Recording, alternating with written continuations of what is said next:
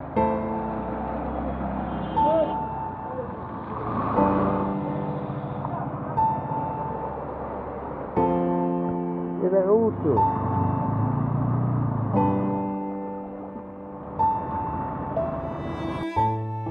24 ঘন্টা টানা বৃষ্টিতে জলমগ্ন আলিপুরদুয়ার শহরের বিস্তীর্ণ এলাকা।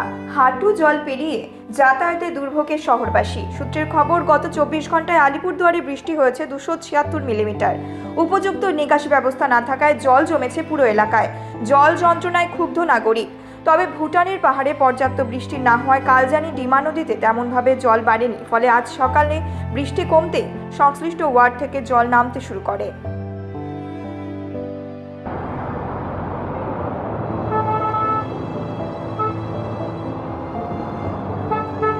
এটা প্রতি বছরই সব জল এইখানে থাকে। আর হইল দ্বীপচর, আনন্দনগর, সমস্যা কি আসা যাওয়ার অসুবিধা।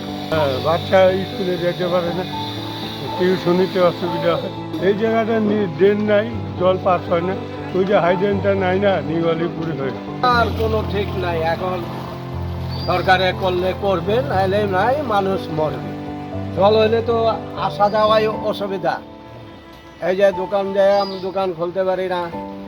দোকান দিছে, ফুটপাতের দোকান ছিল, এটাও উঠে দিছে। একটা চিপার মধ্যে ঘর আছে, তাও আমার দোকান বন্ধ করে দিছে। না খায় এখন মরণ লাগছে আসছে।